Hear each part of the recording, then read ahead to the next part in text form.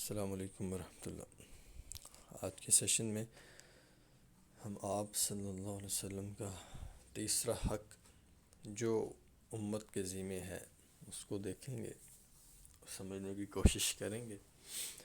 آپ صلی اللہ علیہ وسلم کا ادب کرنا یہ آپ صلی اللہ علیہ وسلم کا حق ہے تمام امت کے ذمہ، اور ظاہر سی بات ہے کہ جو نبی ہوتا ہے، جو رسول ہوتا ہے، وہ اللہ کا بھیجا ہوا ہوتا ہے، اور وہ اللہ کے دین کو، اللہ کی شریعت اور احکامات کو پہنچانے کے لیے خاص ہوتا ہے، اور اللہ کا چناؤ ہوتا ہے۔ اس لیے اس کا ادب لازم ہے، اور اس کا ادب ایسا ہی ہے جیسے اللہ کا ادب ہے، اور اس کی بے ادبی ایسے ہی ہے جیسے اللہ کی بے ادبی ہے، اور اس کی گستاخی ایسے ہی ہے جیسے اللہ کی گستاخی اور توہین ہے۔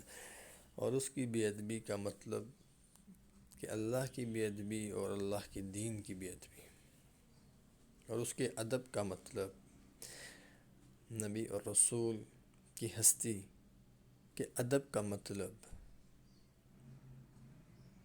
کہ اللہ کا ادب اور اللہ کے دین کا اور شریعت کا ادب۔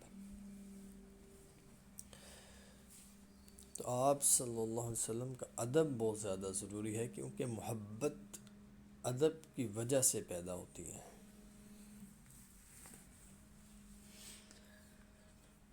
ادب نہیں تو محبت بھی نہیں، ادب نہیں تو پھر بے ادبی ہے، ادب نہیں تو پھر توہین ہے، ادب نہیں تو پھر گستاخی ہے، ادب نہیں تو پھر کینہ ہے، ادب نہیں تو پھر بغض ہے، ادب نہیں تو پھر عداوت ہے۔ اس لیے ادب ضروری ہے محبت کے لیے، اور محبت کی جڑ ادب ہے۔ اور امام الانبیاء کا ادب ہونا ضروری اس وجہ سے بھی ہے کہ شریعت کا حکم ہے، ضروری اس وجہ سے بھی ہے کہ صحابہ کا عمل ہے۔ اور ایک مسلمان کے لیے قرآن پاک سے بڑا حکم اور کس کا ہو سکتا ہے، کہ قرآن ڈائریکٹ اللہ کا حکم اور پہنچایا امام الانبیاء نے۔ ادب کے متعلق قرآن کیا کہتا ہے؟ سورہ فتح آیت نمبر 9 میں بیان کیا گیا ہے، کا ترجمہ مفہوم ہے: تاکہ تم لوگ اللہ پر اور اس کے رسول صلی اللہ علیہ وسلم پر ایمان لاؤ، اور اس کی مدد کرو اور اس کی تعظیم کرو، اور صبح و شام اللہ کی تسبیح میں لگے رہو۔ یہاں پہ بات کو سمجھیے گا کہ سب سے پہلی چیز ایمان بیان کی گئی اس آیت مبارکہ میں، کہ اللہ پر، اللہ کے رسول پر ایمان لاؤ، اور اس کے بعد ایمان لانے کے بعد سب سے پہلا کام اس کی مدد کرو، اور دوسرا کام اس کی تعظیم کرو۔ اب مدد کرو پہلے بیان کیا ایمان کے بعد، سب سے پہلی چیز مدد کرو، اور ایمان کے بعد دوسری چیز جو بیان کی وہ تعظیم ہے۔ مدد سے مراد کیا ہے؟ مدد سے مراد ان کے دین کی مدد، ان کے دین کا دفاع، ان کے دین کی حفاظت، ان کی شریعت کی حفاظت۔ وہ خود موجود ہیں تو پھر ان کی بھی حفاظت، ان کے اقوال کی، ان کے اعمال کی، اور ان کے دین کی، اور ان کے افعال کی حفاظت، اور ان کی عزت کی حفاظت، اور ان کی حرمت کی حفاظت، یہ ان کی مدد ہے۔ اور دوسری چیز کیا بیان فرمایا کہ ان کی تعظیم۔ تو ایمان کے بعد پہلی چیز مدد، اور اس کے بعد تعظیم، یعنی کہ ادب کو پہلے بیان کیا ہے، اور اس کے بعد تسبیح یعنی کہ عبادت اور اعمال کو بیان فرمایا ہے۔ صبح و شام تسبیح میں لگے رہو، مطلب ایک تو تسبیح ہے کہ آپ ذکر اور اذکار کہتے ہیں، اور ایک یہ بھی قول اور یہ بھی تشریح کی جاتی ہے، اہل علم حضرات نے جو کی ہے، کہ تسبیح سے، صبح و شام تسبیح سے مراد یہ ہے کہ آپ کے 24 گھنٹے اور صبح و شام آپ صلی اللہ علیہ وسلم کے مبارک طریقوں کے مطابق اور مبارک سنتوں کے مطابق گزریں۔ تو تسبیح میں شمار ہوگا، عبادت میں شمار ہوگا۔ تو عبادت کو اور اعمال کو اور عبادات کو بعد میں بیان فرمایا اور پہلے ادب کو بیان فرمایا۔ تو یہاں سے بھی بات سمجھ آتی ہے، عمل تب آئے گا جب ادب ہوگا،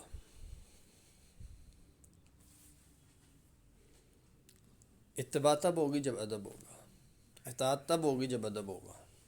اگر ادب نہیں تو پھر عمل بھی نہیں آ سکتا، اور اگر ادب نہیں تو پھر عمل کا فائدہ بھی نہیں ہے۔ یہ دو چیزیں، اگر ادب نہیں تو پھر عمل بھی نہیں آئے گا، اور اگر ادب نہیں اور عمل کر لیا تو پھر ایسے عمل کا فائدہ بھی نہیں۔ ادب ضروری ہے کہ سٹیپ بائی سٹیپ اس کو اگر ہم دیکھیں، اور بیان جو کیا گیا اس آیت مبارکہ میں کہ فرسٹ سٹیپ ہوگا تو سیکنڈ سٹیپ، مثال کے طور پہ ایک شخص، پہلے چیز ایمان بیان فرمائی، اگر ایک شخص مدد کر رہا ہے اور ایمان نہیں ہے تو اس کی مدد کا فائدہ نہیں۔ ایسے ایک شخص ایمان لانے کے بعد مدد کر رہا ہے تو مدد کا فائدہ ہے، ایمان کے بغیر مدد کر رہا ہے تو پھر مدد کا فائدہ نہیں ہے، کہ ایمان پہلی شرط تھی، تو پہلی شرط کو پورا کیے بغیر وہ دوسری پہ جا رہا ہے تو دوسری کا فائدہ نہیں جب تک پہلی پوری نہیں کرے گا، پہلی پوری کرے گا تو دوسری کا فائدہ ہے۔ ایسے ایک شخص ایمان لانے کے بعد دوسری کو پوری نہیں کرتا اور ڈائریکٹ ادب شروع کر دیتا ہے اور مدد نہیں کرتا، تو شاید ایسا ادب بھی فائدہ نہ دے جو مدد کے بغیر ہے۔ مطلب اس کو دین کے اوپر حملے ہو رہے ہیں اور دین کے اوپر دشمن حملہ آور ہیں اور نقصان پہنچا رہے ہیں، امام الانبیاء کی عزت کو نقصان پہنچا رہے ہیں، آپ کی حرمت و ناموس کو نقصان پہنچا رہے ہیں، تو وہ ادب تو کر رہا ہے لیکن دشمن کے خلاف کھڑا نہیں ہو رہا اور حفاظت و دفاع نہیں کر رہا اور دین کی مدد نہیں کر رہا، امام الانبیاء کی مدد نہیں کر رہا، تو شاید اس کا ادب اس کو فائدہ نہ دے، کیونکہ تقاضا ایمان کے بعد مدد کا تھا پہلے۔ تو اسی طرح اگر اس نے عبادت کر لی لیکن ادب نہیں ہے تو ایسی عبادت بھی شاید فائدہ نہ دے، ادب نہ ہونے کی وجہ سے۔ کہ دو ہی چیزیں اور دو ہی راستے، ادب ہے یا بے ادبی، تیسرا راستہ کوئی نہیں۔ ادب کے بغیر عمل بھی نہیں آئے گا، اور اگر کوئی کر بھی لیا عمل ادب کے بغیر تو وہ فائدہ نہیں دے گا۔ اس لیے اس چیز کو ذہن میں رکھنا چاہیے۔ اور اللہ تعالیٰ نے قرآن پاک کی سورہ حجرات کی آیت نمبر 2 میں بھی بیان فرمایا ہے، جس کا ترجمہ مفہوم، اے ایمان والو اپنی آوازیں نبی کی آواز سے بلند مت کیا کرو اور نہ ان سے بات کرتے ہوئے اس طرح زور سے بولا کرو جیسے تم ایک دوسرے سے زور سے بولتے ہو، کہیں ایسا نہ ہو کہ تمہارے اعمال برباد ہو جائیں اور تمہیں پتہ بھی نہ چلے۔ اب یہ مخاطب کیا جا رہا ہے کہ اس کو ایمان والوں کو، ایمان والے کون؟ ایمان والے کون ہیں؟ امت اجابت۔ اور پہلے مخاطب کون تھے؟ صحابہ۔ اب صحابہ سے تو بے ادبی کا تصور اور گمان اور شبہ بھی نہیں کیا جا سکتا کہ وہ بے ادبی کریں گے، لیکن اللہ تعالیٰ نے ان کو مخاطب کر کے دراصل قیامت تک آنے والے تمام ایمان والوں کے لیے پیغام دیا ہے۔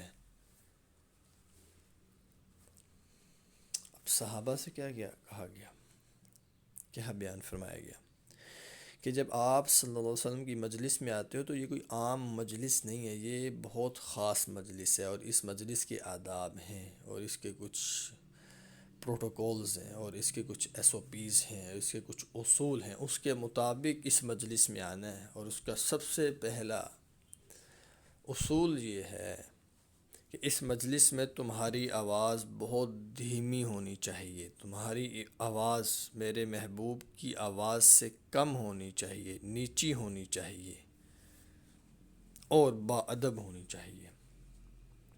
اور اگر تم نے ایسا نہ کیا تو پھر کیا ہوگا، اور پھر اللہ تعالیٰ نے انجام بھی بیان فرما دیا اور نتیجہ بھی بیان فرما دیا کہ پھر یہ ہوگا کہ تمہارے سارے اعمال ضائع ہو جائیں گے اور تمہیں خبر بھی نہیں ہوگی. اگر تم نے بے ادبی کر دی، اگر تم سے بے ادبی ہو گئی تو تمہارے تمام اعمال ضائع ہو جائیں گے اور تمہیں پتہ بھی نہیں چلے گا. اعمال ضائع کب ہوتے ہیں؟ اس کے اوپر اہل علم حضرات متفق ہیں کہ اعمال ضائع صرف ایک ہی عمل پہ ہوتے ہیں. تمام اعمال ضائع ہو گئے، یہ صرف ایک ہی ایسا عمل ہوتا ہے جس کے اوپر تمام اعمال ضائع ہو جاتے ہیں، وہ عمل کفر کا ہے. جب کوئی انسان کفر کرتا ہے، اسلام سے خارج ہو جاتا ہے، دائرہ اسلام سے خارج ہو جاتا ہے، تو ایسے شخص کے تمام عبادات اور اعمال جو اس نے اپنی زندگی میں کیے ہوتے ہیں وہ سب کے سب ویسٹ ہو جاتے ہیں اور ضائع ہو جاتے ہیں، ختم ہو جاتے ہیں اور مٹا دیے جاتے ہیں.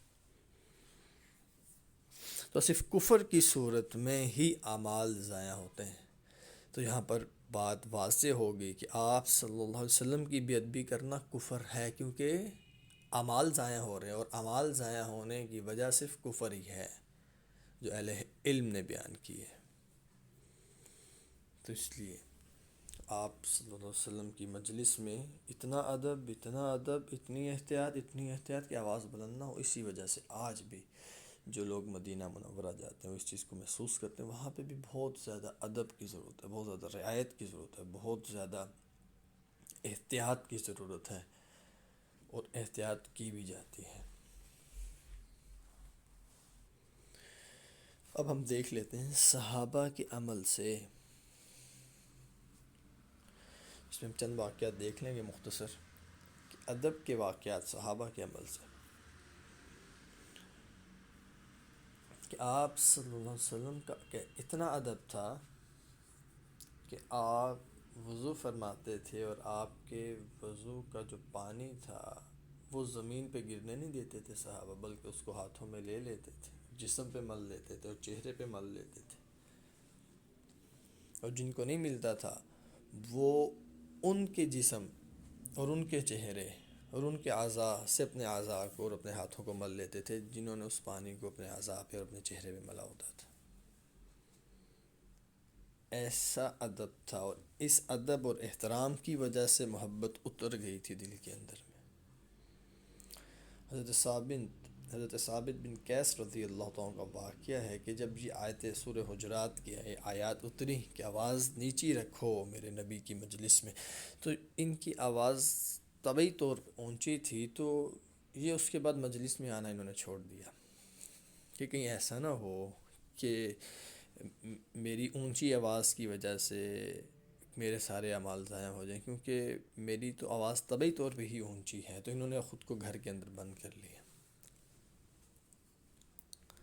کہ کیسا ادب، کہ جان کے نہیں بلکہ نہ جانے میں اور انجان میں بھی ایسا نہ ہو جائے کہ طبعی طور پہ اگر میری آواز اونچی ہوگی مجلس میں تو میں تو وعید کے اندر آ جاؤں گا. تو پھر آپ صلی اللہ علیہ وسلم نے کو پیغام پہنچایا کہ آپ کے لیے، کہ آپ کی تو طبعی طور پہ آواز اونچی ہے، تو آپ کے لیے جنت میں اللہ نے مقام رکھا ہے. آپ اس وعید میں نہیں آتے، یہ آپ کے لیے نہیں ہے، مفہوم ہے جس کا. اور پریشان ہوتے تھے اور روتے تھے اور خود کو گھر میں بند کر لیا تھا. ایسا ادب. حضرت علی رضی اللہ عنہ کا بھی واقعہ ملتا ہے ادب کے حوالے سے. صلح حدیبیہ کے موقع پہ جب آپ لکھ رہے تھے معاہدہ، اور آپ صلی اللہ علیہ وسلم کا نام مبارک لکھ دیا، اور کفار کی طرف سے جب اس پہ اعتراض ہوا کہ اگر ہم آپ کو اللہ کا نبی مانتے تو پھر لڑائی نہیں تھی. مسئلہ تو یہ ہے نا کہ ہم آپ کو نہیں نبی مانتے، تو پھر معاہدے پہ آپ نبی نہ لکھیں، رسول اللہ نہ لکھیں، نہ لکھوائیں. تو لکھ رہے تھے حضرت علی رضی اللہ عنہ، تو آپ نے کہا علی کاٹ دو ان الفاظ کو جس پہ یہ اعتراض کرتے ہیں. اور وہ الفاظ تھے رسول اللہ کے، محمد رسول اللہ کے صلی اللہ علیہ وسلم. تو آپ نے فرمایا، آپ نے عرض کیا، حضرت علی رضی اللہ عنہ نے عرض کیا آپ صلی اللہ علیہ وسلم سے کہ میرے میں اتنی ہمت اور جرت نہیں کہ میں آپ کے نام کو کاٹ دوں یا مٹا دوں. تو پھر آپ صلی اللہ علیہ وسلم نے پوچھا کہ کہاں پر میرا نام لکھا ہے؟ بتایا یہ آپ کا نام لکھا ہے، تو آپ صلی اللہ علیہ وسلم نے خود اس کو مٹایا۔ ایسا ادب تھا۔ حضرت ابو ایوب انصاری رضی اللہ عنہ کا واقعہ ملتا ہے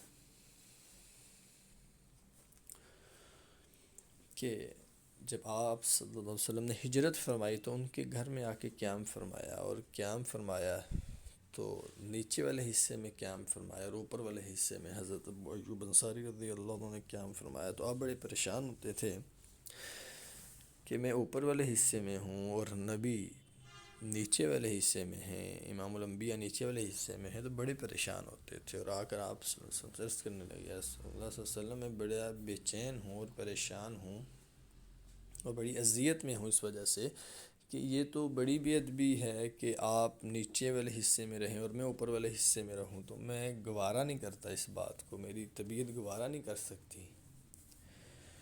تو بہت اصرار کیا اور بہت اصرار کیا، تو آپ نے ان کی بات کو قبول فرمایا۔ اب یہاں پر آپ صلی اللہ علیہ وسلم کے ادب کے اس کے علاوہ اور بے شمار واقعات ہیں، بہت سے واقعات ہیں صحابہ کی زندگی سے جو ہمیں ملتے ہیں، لیکن وقت کو مد نظر رکھتے ہوئے کچھ اسکپ کیے جا رہے ہیں۔ حضرت ابو محذورہ رضی اللہ عنہ، ان کے سر پر آپ صلی اللہ علیہ وسلم مبارک ہاتھ رکھا تو اس کے بعد انہوں نے اپنے بال ہی نہیں کٹوائے۔ ایسی محبت تھی اور ایسی عظمت دل کے اندر اتری تھی اور ایسا ادب تھا کہ کہا کرتے تھے کہ یہ میرے بالوں پر آپ صلی اللہ علیہ وسلم نے اپنا ہاتھ مبارک رکھا ہے، تو اس لیے میری طبیعت گوارا نہیں کرتی اور میں اس بات کو قبول نہیں کر سکتا کہ جن بالوں پر آپ صلی اللہ علیہ وسلم نے اپنا دست مبارک رکھا ہو میں ان بالوں کو کٹوا دوں۔ تو بہت بڑے ان کے بال تھے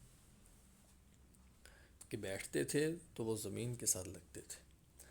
حضرت خالد بن ولید رضی اللہ عنہ آپ صلی اللہ علیہ وسلم کے جو موئے مبارک تھے ان کو اپنے امامے میں رکھتے تھے،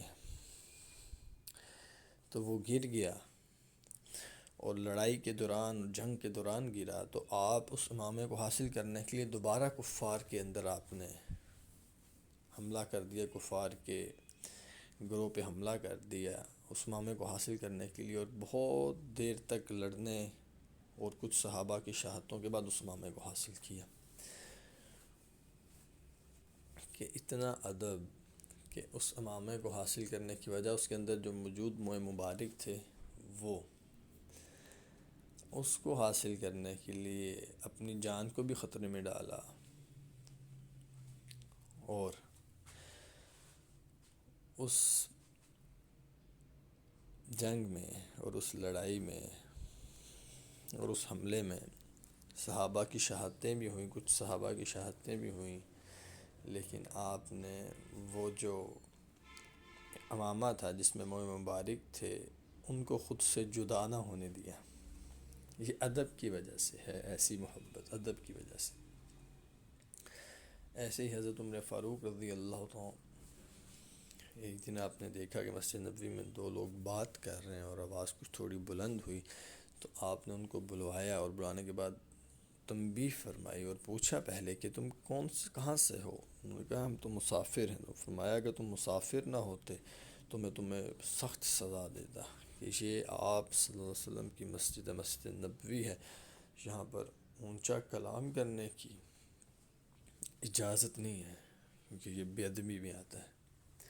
ایسی حضرت ابن عمر رضی اللہ عنہ کہ جب آپ صلی اللہ علیہ وسلم کے ممبر کے پاس جاتے تو اسے دونوں ہاتھوں سے اپنے دونوں ہاتھوں اس پہ مس کرتے اور اس کے بعد اپنے چہرے اور جسم پہ مل لیتے۔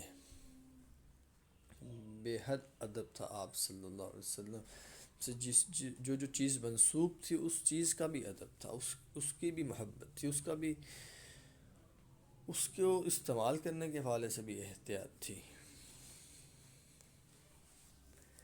اور بہت ایک خوبصورت بات امام قرطبی رحمہ اللہ فرماتے ہیں کہ موسیٰ علیہ السلام کے مقابلے میں جو جادوگر ہے وہ ایمان کیوں لائے؟ تو اس کی وجہ انہوں نے بیان فرمائی کہ اس کی وجہ یہ تھی کہ انہوں نے موسیٰ علیہ السلام کا ادب کیا، ادب کے ساتھ پیش آئے، تو یہی ادب ان کے ایمان کا سبب بن گیا کہ انہوں نے موسیٰ علیہ السلام سے کہا کہ پہلے آپ اپنا عمل دکھائیں، پھر ہم اپنا عمل دکھائیں گے۔ تو آپ پہلے اپنا عمل دکھائیں، پہلے آپ پیش کریں اپنا عمل۔ تو یہ ادب تھا جس کی وجہ سے انہوں نے موسیٰ علیہ السلام کے ساتھ اس انداز میں پیش آئے، یہ ادب تھا۔ تو اس ادب کو اللہ نے پسند کیا اور اللہ کو یہ ادب ان کا پسند آ گیا، اور ادب کے پسند آنے کی وجہ سے اللہ تعالیٰ نے ان کو ایمان کی دولت دے دی، حالانکہ وہ مقابلے میں آئے تھے۔ تو ادب اتنا محبوب ہے اور اتنی بنیادی چیز ہے اسلام میں اور شریعت میں اور اللہ کے ہاں۔ ادب ہر بڑے کا ہونا چاہیے، اور ہر بڑے میں سب سے بڑی ہستی، تمام بڑوں میں سب سے بڑے امام الانبیاء ہیں۔ اللہ تعالیٰ کے بعد مخلوق میں سب سے بڑے امام الانبیاء ہیں، تو ان کا ادب بھی سب سے زیادہ ہونا چاہیے مخلوقات میں۔ اللہ تعالیٰ اس کو قبول فرمائے۔